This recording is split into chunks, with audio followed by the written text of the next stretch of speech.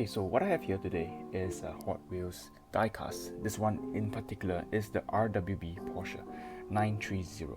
And yep, this is part of the Hot Wheels Premium series, the Silhouette series, part of the Car Culture series.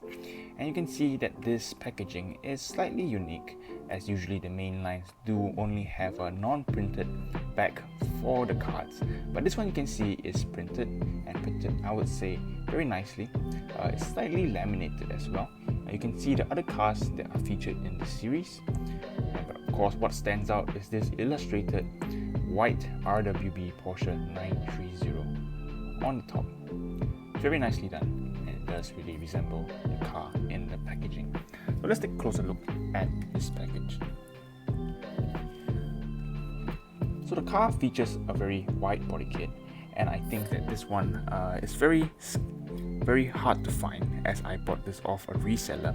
It's quite impossible to find this one off the shelves, as they are usually scalped and resold for a premium. And unfortunately, I had to get this off a reseller, and I paid a premium for it.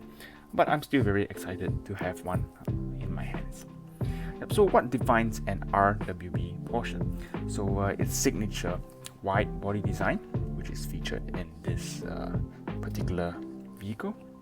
And yep, so an RW Porsche stands for Rauh Welt Begriff, which roughly translates to rough world concept. It's a heavily customized Porsche, hand-built by Japanese tuner Akira Nakai. So he's based in Chiba, Japan, but he will fly to any location as long as you pay him. And I think that the waiting list for his customs actually stretches over years, and it's very hard to find RWB Porsche in real life. And I think in this case to find this one off the shelves as well. And yep, so this is a premium Hot Wheels, so it features the rubber rims and the rubber tires. Yep, so the rubber tires are featured in this one, and you can see very nice, very smooth tires. And on the back, you can see it has the rear bumper remove, exposing its triple exhaust system, this huge exaggerated spoiler. And what I really do appreciate and like about this one is that you can actually see the rivets detailed onto each of the wide fenders, which is a very nice touch, as in real life you can visibly see the rivets placed on the RWB Porsches. Nice tail lights and headlights on this one. Very good printing, and you see this very low lip on the front.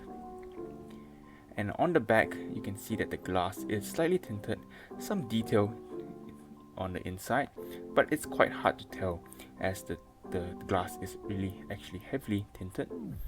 Yep, very nice. So on the bottom of the chassis, we do have slight detail, which is appreciated, of course. You can see that this one is made in Thailand. It's a Hot Wheels logo there. And yep, so what differs this from a standard Hot Wheels mainline Porsche? So I have this standard mainline Porsche here, and I got this from a 5-pack. And as you could tell, the level of detail is really different. The mainline one does not have headlights featured. It just has the shape of the headlights there. And on the back, as expected, no tail light printings or whatsoever. However, the chassis of the mainline does not really disappoint, as you can see that it's quite detailed as well. And you can tell that the premium version does stand its ground against a mainline. But the main difference I would like to show you is the weight, of course.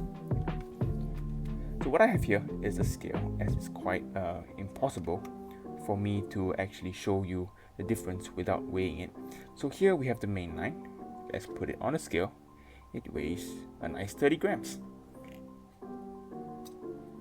And for this Hot Wheels RWB Premium, a whopping 60.4 grams. Literally twice the weight of this mainline. This is due to quite a few reasons. As you can see, this chassis here is plastic wheels, plastic body, plastic everywhere. But this RWB Premium does feature a solid metal body, which is very nice, of course.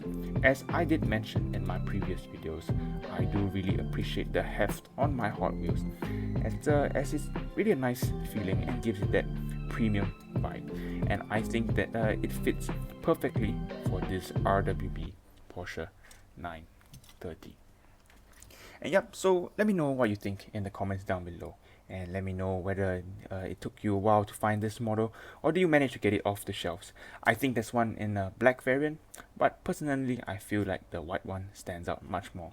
If I have the chance, I will get the black one, and I'll show it to you guys once again. Thanks for watching, and I'll see you guys soon.